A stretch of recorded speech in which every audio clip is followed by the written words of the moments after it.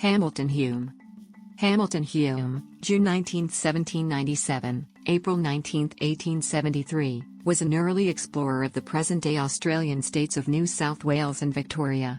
In 1824, along with William Hovell, Hume participated in an expedition that first took an overland route from Sydney to Port Phillip, near the site of present-day Melbourne. Along with Sturt in 1828, he was part of an expedition of the first Europeans to find the Darling River. Background: he was born on June 19, 1797 in Seven Hills, near Parramatta, a settlement close to, and now a suburb of, Sydney. Hume was the eldest son of Andrew Hamilton Hume and his wife Elizabeth, née Kennedy. Andrew Hume got the appointment of Commissary General for New South Wales, and came out to the colony in 1797. There were few opportunities for education in Australia during the first 10 years of the 19th century, and Hamilton Hume received most of his education from his mother. He was a very smart little boy when he was at school. Exploratory career. Early exploration. When he was only 17 years of age, Hume began exploring the country beyond Sydney with his younger brother John and an Aboriginal boy as far to the southwest as Berrima, and soon developed into a good bushman. In 1817, Hume went on a journey with James Meehan, the Deputy Surveyor General, and Charles Throsby, during which Lake Bathurst and the Goulburn Plains were sighted. Subsequently, in 1818, he went with John Oxley and Meehan to Jervis Bay. In 1822, he journeyed with Alexander Barry down the south coast of New South Wales. He travelled as far south as the Clyde River, and inland nearly as far as Braidwood. Barry came to settle in the Shoalhaven, and in June 1822 he left Hume and a party of convicts to cut a 209-yard canal between the Shoalhaven River and the Crookhaven River to allow passage of boats into the Shoalhaven. This canal was Australia's first navigable canal, and the work was completed in 12 days. The canal today forms the main waterflow of the Shoalhaven River. Hume and Hovell expedition. In 1824, Hume was seen by Governor Brisbane with reference to an expedition to Spencer Gulf. Brisbane was also in touch about this time with William Hovell on the same subject, but it is not quite clear which of the men was the first to be approached. In any event, the hope for government funding of the expedition was not forthcoming, so that eventually the two men decided to make the journey at their own expense, except for some pack saddles, arms, clothes and blankets, which were provided from government stores. Hume, in a letter dated January 24, 1825, immediately after the return of the explorers, practically claimed to have been the leader of the party. He refers to the expedition "Your Excellency was pleased to entrust to my care." But Brisbane did not accept this view of it, as in a letter to the Secretary, Wilmot Horton, dated March 24, 1825, he mentions the discovery of new and valuable country, by two young men, Messrs. Hovell and Hume. They were directed by me to try and reach Spencer's Gulf. It may also be pointed out that in the letter to Brisbane of July 28, 1824, Hovell signed first. These facts are of interest in view of the controversy which broke out many years later.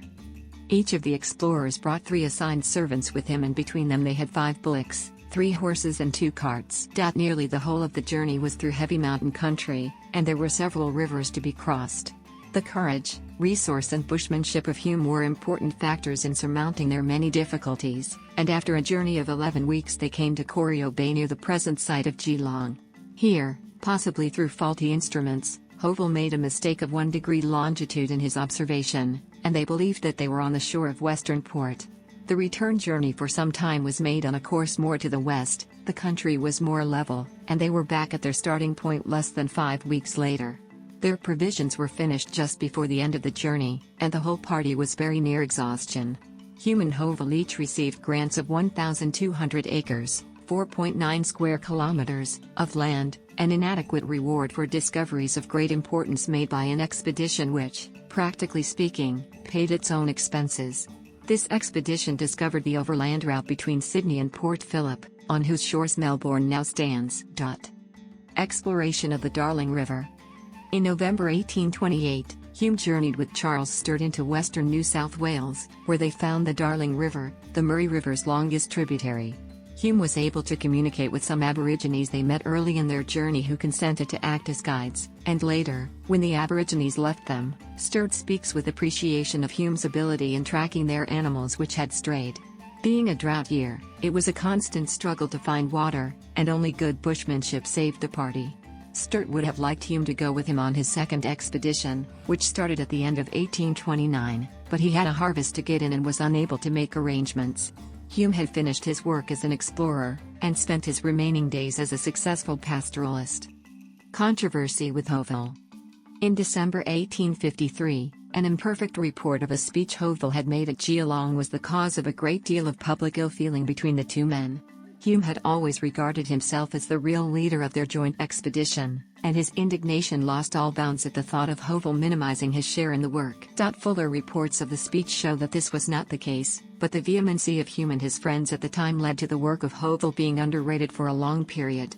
Hume published in 1855 a brief statement of facts in connection with an overland expedition from Lake George to Port Phillip in 1824, which went into 3 editions.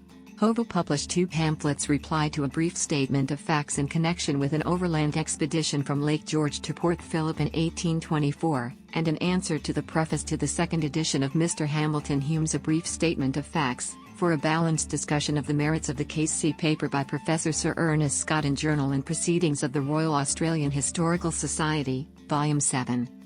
Hume was an excellent explorer and a first-rate bushman who was courageous and resourceful, whose work was not adequately appreciated or rewarded by the governments of the time.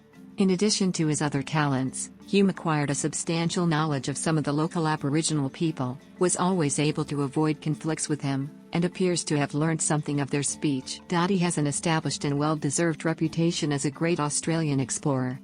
Later life. Hume married Elizabeth, died on November 8, 1825 at St. Philip's Church in Sydney. She survived him but had no children. Hume served as a magistrate in Yass until his death at his residence, Coombe Cottage in Yass on April 19, 1873. A double-seater buggy once owned by Hume and used by him in Yass is in the National Museum of Australia collection in Canberra. Honours. Hume is commemorated by the Hume Highway, the principal road between Sydney and Melbourne. Hume and Hovell were also commemorated by having their portraits printed on the Australian £1 banknote between 1953 and 1966. Hume Dam and the impounded reservoir, Lake Hume, were named in his honour in 1996. The Canberra suburb of Hume was named after him, as was the federal electoral division of Hume. The city of Hume, an outer metropolitan council in Melbourne formed in 1994, is named in his honour. In 1976 a postage stamp bearing the portraits of Hume and Hovell was issued by Australian Post. The Hume and Hovell track, a 440-kilometre, 270 miles, trail between Yass and Albury, also bears their joint names. Between Yass and Albury, also bears